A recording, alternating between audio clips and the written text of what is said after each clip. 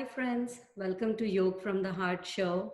Today, I have a very special guest with me. Her name is Arouba Khan Pathan.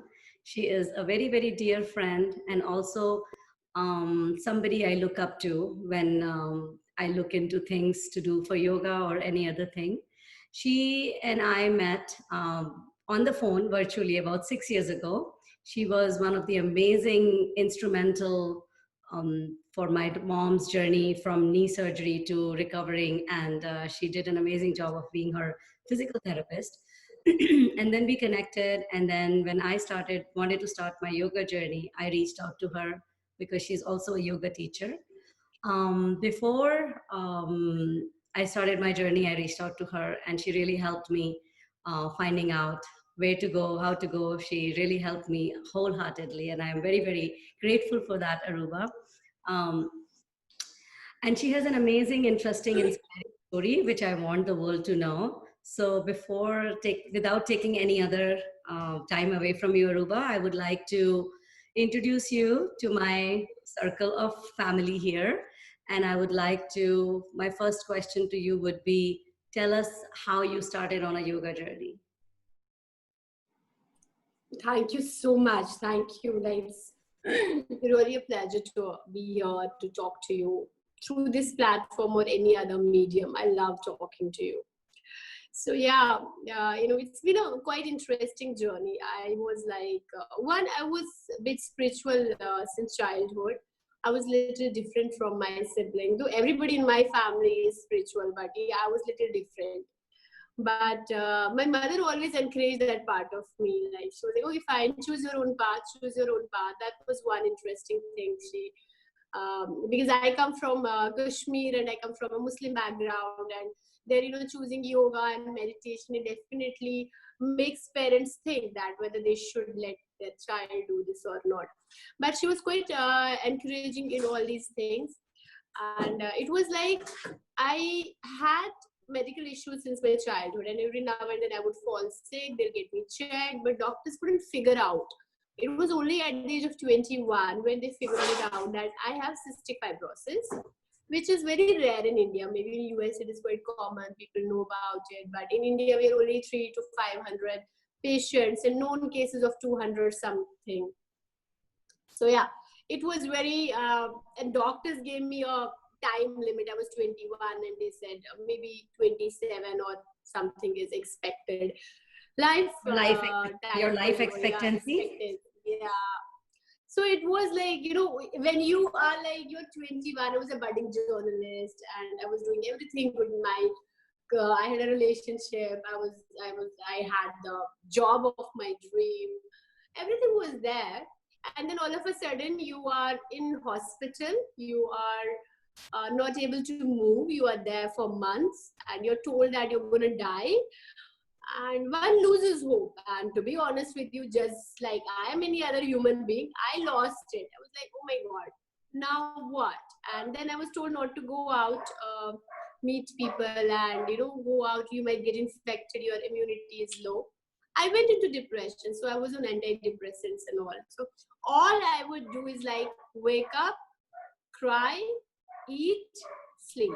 Wake up, cry, eat, sleep. That had become the everyday's routine. And I just shut off. Like I didn't stay in touch with my friends.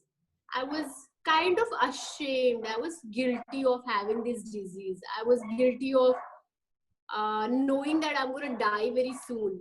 It was like as if I had done something. And I was like, but as I said, I come from a family where they've always encouraged me. So one day I woke up and I was like, okay, even if it is like 5 years or 2 months, I am ready to take that, but I want to live it. I don't want to die here in this bed. But then looking at myself, I was in wheelchair, I had put on weight, I wasn't able to walk. I was on full-time steroids, antibiotics, and other treatment was going on. I'm like, how am I going to do that? I love traveling. Traveling is a passion. Like I have been a solo traveler for past 5 years now. And it was like, okay, I want to travel. But how would you travel if you're not able to walk? I used to go to a counselor, a psychiatrist and counselor was there. But I used to get an appointment once in 2 months. So I would visit her once in 2 months. And every 2 months, she would ask me, try to be happy. Now, how do I try to be happy? Nobody taught me that. Until for 21 years, I was a happy child. I was happy-go-lucky. And now all of a sudden, I'm sick. I'm dying. I'm depressed. And the psychologist is asking me, try to be happy. I'm like, how? But nobody told me that. So that was the time when I was like, no, I want to figure it out. How? And I remember when I was working with news, one day there was this man who came in white clothes, and he had come for an interview. And it's like newsrooms are very huge, big newsrooms. And I was there. And then this man comes. It changed the whole energy of the place. I don't know who is he, but it just changed. Everybody was so warm and smiling and everything. And I'm like, who is this man? And somebody told me Guruji. I was like, Guruji? Who Guruji? Sri Ravi Shankar. It had happened when I used to work in the news room. And now it had been almost like 6-7 months since I had left, and I was not in touch with news, and I had not gone there.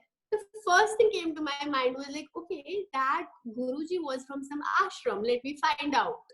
So I called my friends. I said, Bangalore, there's an ashram. There's some big ashram in like Art of Living. I was like, yeah, I want to go to Art of Living. Now I'm in Delhi. They're in Bangalore. It's 2.5 hours flight. And they're like, all you have to do is get on the flight. We'll take care of everything else. Now, if you are on oxygen and other things, they don't allow you to fly. It's not easy. But pull some strings here and there. Some pilot friends and all helped out. So I was in Bangalore. So they pushed me on a wheelchair into that ashram. And I got out of that ashram after 2 months walking on my own. Wow. 2 months? Life-changing, yeah. Nice. It was life-changing. Wheelchair and coming out walking. Yeah.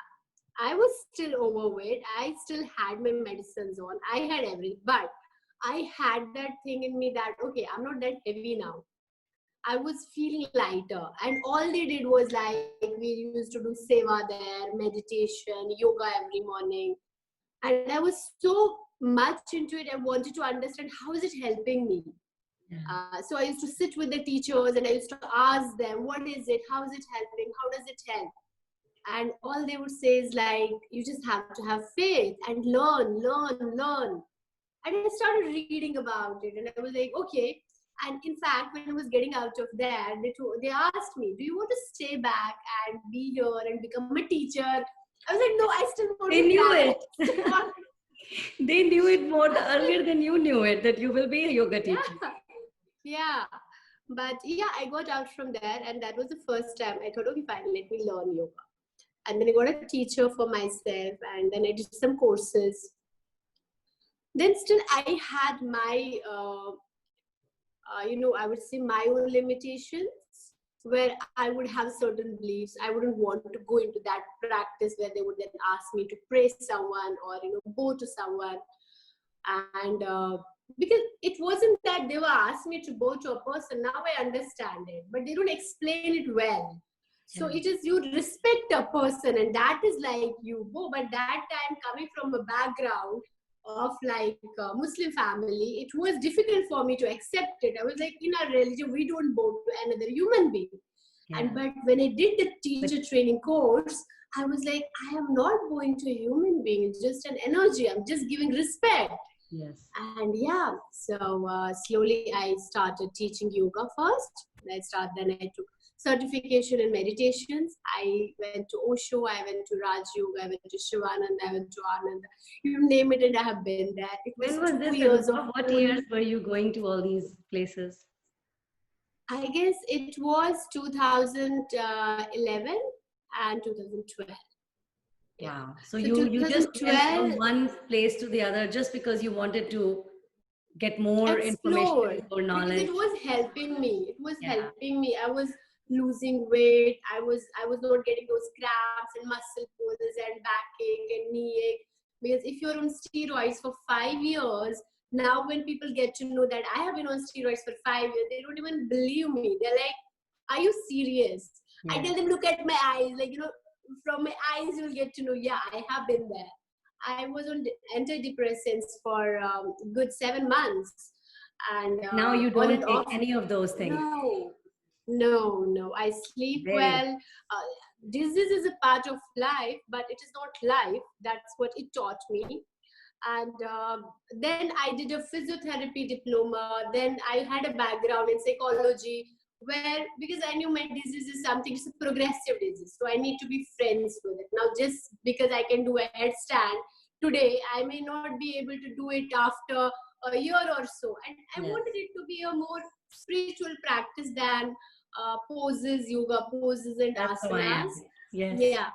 So it was giving me that connection with myself. Mm-hmm. It was keeping me aware. It was keeping me in present. It was not letting me worry about future.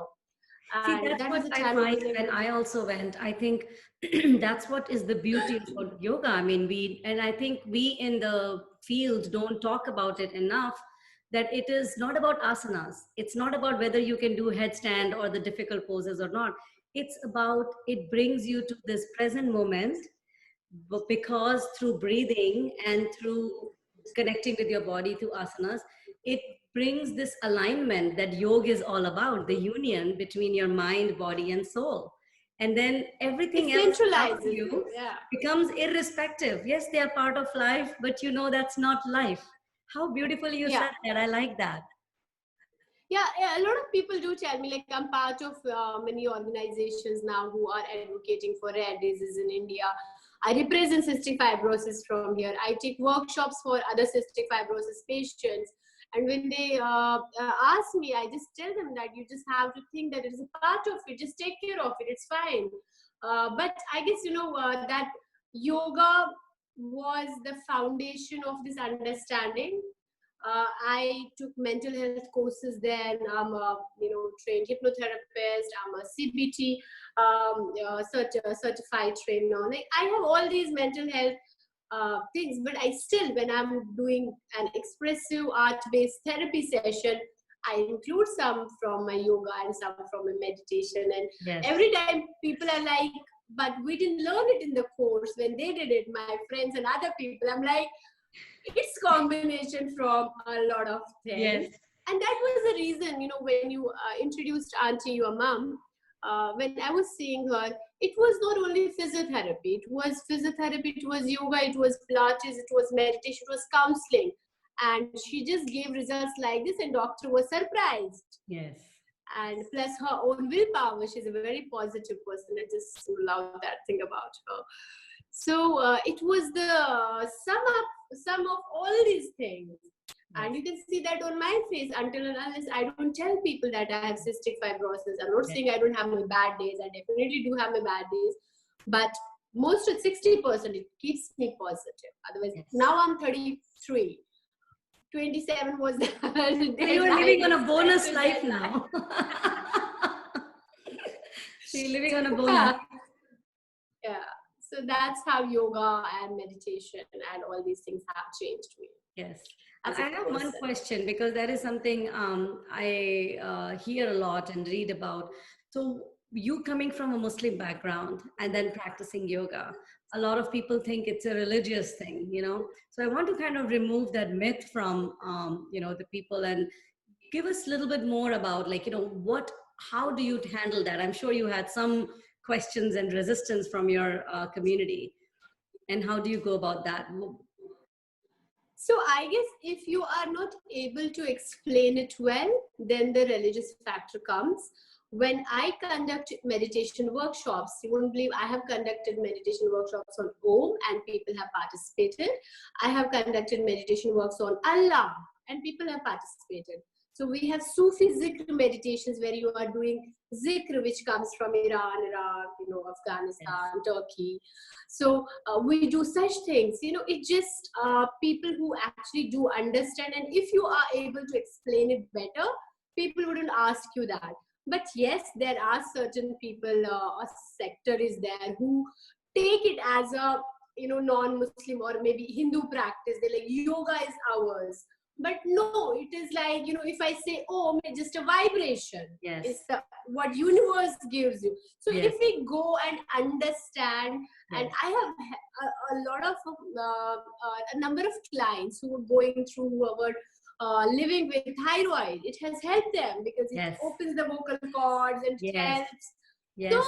if you really explain the science, Yes. it doesn't matter then. I remember my mom once, she was here and she said, can I come for one of your workshops? I want to see what do you do in your workshops. I was like, I would love to, please come. Oh, how So nice.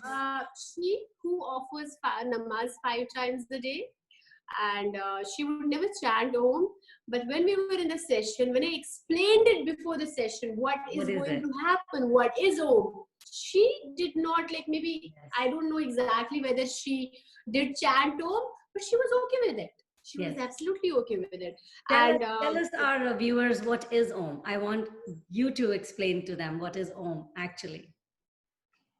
I have this thing. There is this vibration, the first vibration which was found in universe, that is Om. Now it involves your throat over here, then nose, then your third eye. So when you're actually chanting Om, it is like mind, body, and soul, which you said. Yes. But if now still some people, if they do have an issue with it, they don't want to chant Om, you can chant Allah. You can have the same sound from here. But since Om is very, like, everybody knows about it, it goes like that. Yeah. So yeah, it's a vibration. Just see, it has science behind it. It opens the vocal cords, it works on the glands, it gives you a lot of openness when you're breathing, and it gives you connection.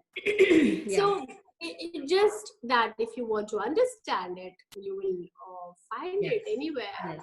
Yeah. And something, before I went into yoga training, even I actually, of all the mindset that yoga comes from, Hinduism, or, it's a religious thing. But it's interesting because when I went for yoga training, and we talked about yoga philosophy and yoga history and all that, that's when I realized yoga predates any religions. So actually religions came afterward. Yoga is such an old ancient thing, and it is so scientific. That's what I find when I do Om chanting for a certain number of repetitions. I see my whole energy shift in my own body. And you're absolutely right that it deals with your chakras and it helps you. And that's what is the subtle part of us dealing with the physical diseases and stuff like that, right? So a lot of if you see thyroid, PCOD, diabetes, blood pressure, migraine, all these issues are taken care if you do if you actually do right form of pranayam, Om chanting, few asanas, very basic asanas. You don't have to stand on your hand or do a pigeon pose or something like that. I don't do any of those. Very basic things. Yes. It's just, I guess people haven't but a very, this thing, I know a good number of Muslims. In fact, you wouldn't believe, we have a relative aunt. She lives in Kuwait and she teaches yoga there. Muslim women. Yes. It's just that they don't do it with men, but only women. And she used to come and tell me stories that she has 35, 40 students in her session. And or they would come in burqa, they'll take off the burqa, do their yoga, and go back. Yes. You don't want to chant Om, don't chant Om. But don't, like, and if it is someone, for example, if you know the mantras, mantras is again a way of calming yourself down. Yes. So you prefer to chant mantras. I don't know. I listen to Guru Bani. I listen to Ayatul Kursi, which is like in Quran. So there are ways. Now we are born in a religion, and our parents have been believing in some religion. So that is what we have been taught. So bring that in your practice. Yes. It's okay if you are playing Ayatul Kursi in your background and doing yoga. You will just exercise and scientific exercise, spiritual exercise, nothing more than that. Yes. I always, I have lived, as you know, I've lived in India and then Africa and then America. And I have interacted with people from all different cultures, religions, and whatnot.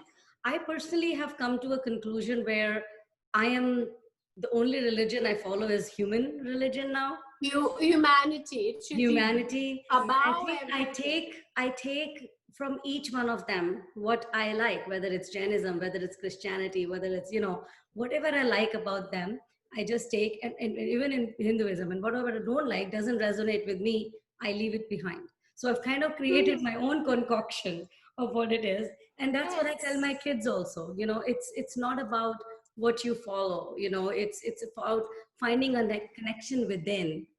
It could Yes. be Yes. anybody. Like Yes. my daughter, she's very fascinated with Buddha, and I'm like, fine, I'll get you a Buddha idol, keep it in your room. It doesn't matter. Yeah. You just Yeah. have to, it's something within. They all actually came to give a message, right?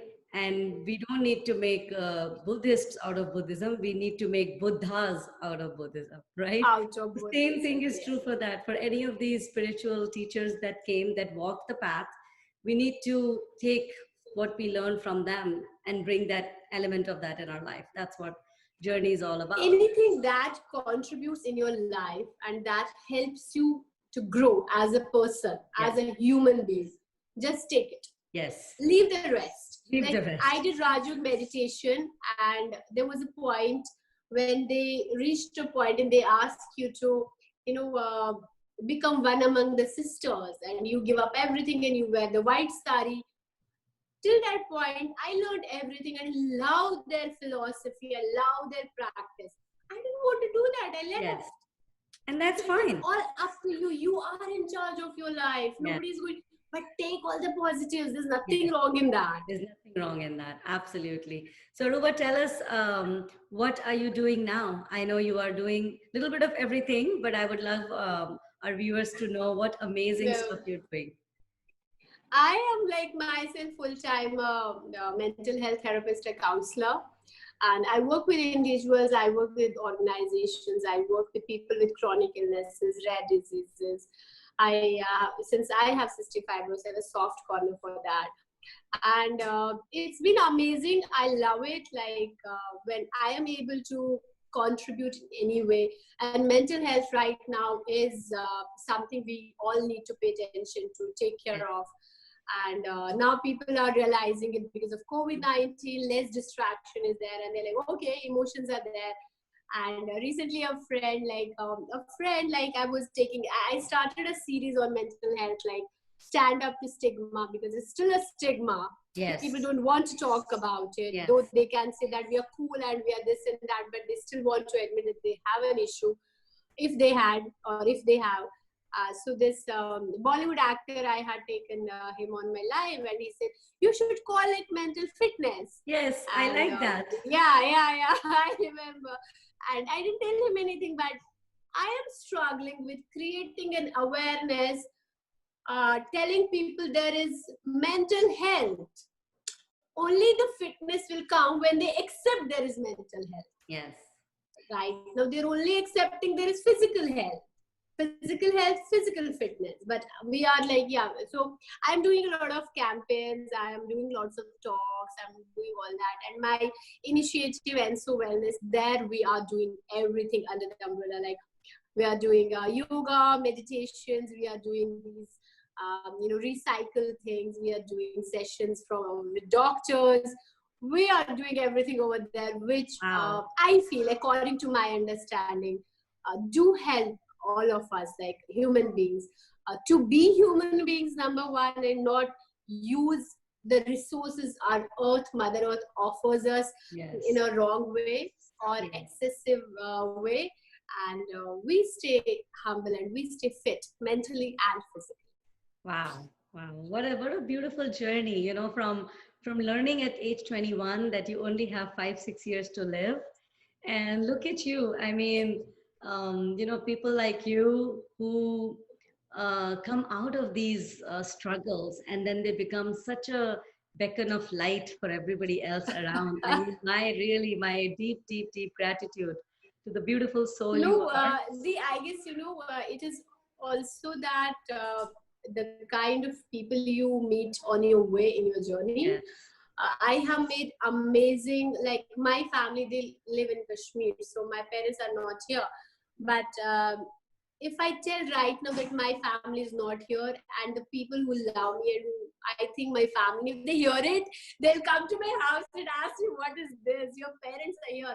For example, your parents, I make it a point, I visit them, have food with them, and your mom, like, auntie cooks amazing food for me, my favorites. She remembers my favorites more than I remember it. So I have developed such beautiful relationships on the way, and Yeah. everybody has been so supportive. And so I remember telling you, I told you once that, I want to get out of India because of the pollution. You were like, okay, fine, let me find you for something for you, and come to US, come to Florida, come to. So that's how it has Yeah. been. I'm always I am blessed with amazing people around me who always encouraged me. So You I am attract who you are, right? So it's because you are so beautiful and inspiring inside. You just attract beautiful beings around you, and what a blessing you are. And I think the reason I wanted to interview you, because I want the world to know there are people who are in their little, community, in their own little life. They're doing such huge impact and touching humanity in such a deeper way, and it's a blessing. It's thank a you. blessing. So thank you so Thank much, Aruba. If there are any questions from my viewers, I will let you know, and I'm sure you will look into it, and we will Definitely get would back. love to do that. I'm Yes, here. I'm very active on social media. So if I can do anything, I'll be happy to do that. yes, and I'll put link of your Instagram and your Facebook page and everything. Yeah. So yes, stand up for stigma, and good luck with everything that you're doing. Thanks, Aruba. Thank you so Thank much. you so much. I hope I didn't take more time from you.